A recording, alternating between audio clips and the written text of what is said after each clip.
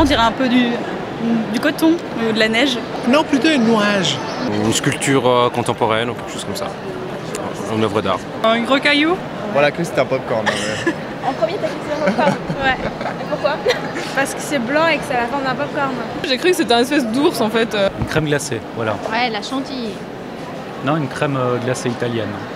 C'est une meringue. C'est beau, c'est beau. Je l'ai photographié moi-même ce matin. Pour moi, quelle que soit la réponse, c'est joli. Ça fait du bien ici au milieu. Bon, en fait, c'est un iceberg, c'est marqué à côté.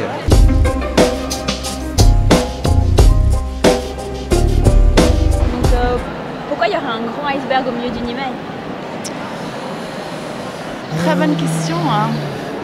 Mais il y a plein de choses étranges ici, pas que cet iceberg. C'est peut-être lié au réchauffement climatique. Ouais. Peut-être. Pourquoi? Parce que la Terre se réchauffe.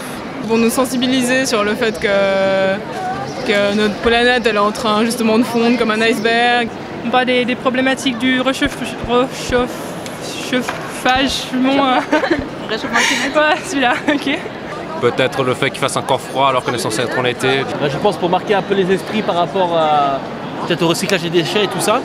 On dit souvent qu'on voit que la pointe de l'iceberg, donc peut-être que notre passage à l'Uni c'est que une partie de notre formation. Alors c'est un iceberg qui symbolise en fait l'anniversaire du Titanic. Et notamment le dernier futur tournage avec DiCaprio qui paraît-il va venir. D'ailleurs il est juste là derrière. D'ailleurs il est juste derrière. Alors moi ça me rappelle un truc que j'ai fait à l'école dernièrement, ça s'appelle le modèle d'iceberg. C'est tout simplement par rapport à l'interaction interculturelle. C'est-à-dire quand deux cultures rentrent en contact l'une avec l'autre, la seule chose que nous voyons de la culture, c'est la partie visible de l'iceberg, donc tout ce qui est matériel, mais toute la dimension sociale et mentale d'une culture, elle est en dessous. Donc comme les étudiants vont bientôt passer un examen, ça leur rappelle qu'ils sont tous des petits titanites qui vont heurter l'iceberg et qui vont couler avec. Oui.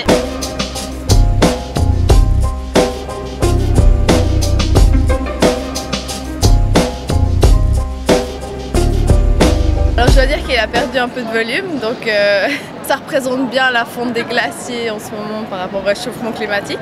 Ah oui, malheureusement j'ai vu toutes ces phases, de la meilleure à la pire. J'ai vu quand il a commencé à fondre, c'était super réaliste, il y avait plein d'eau partout. J'en ai aucune idée, mais récemment il y a eu le projet Deepwater, donc je pensais que c'était directement lié à ça. J'ai compris qu'en fait il y avait un bateau Planète Solaire qui avait fait le tour du monde l'année passée par rapport à l'énergie solaire.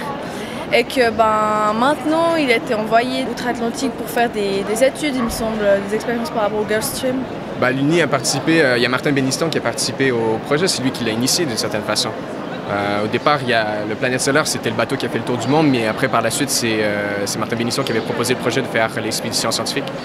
Donc c'est l'université qui est impliquée là-dedans.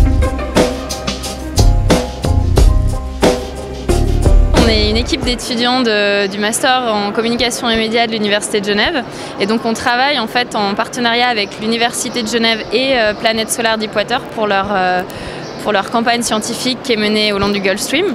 Et donc en fait on avait le projet de faire une campagne teasing à l'université pour un peu éveiller la conscience des jeunes sur ce projet-là. C'est pourquoi on a voulu faire en fait un projet assez gigantesque pour en fait surprendre. Et donc le but c'était de faire aussi une affiche avec ce code donc, que les gens pourraient scanner.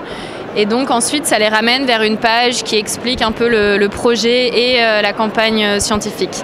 Donc voilà, on espère que ça marche. A priori les gens ont l'air de scanner le code et de nous poser plein de questions. Donc pour l'instant on est assez confiants.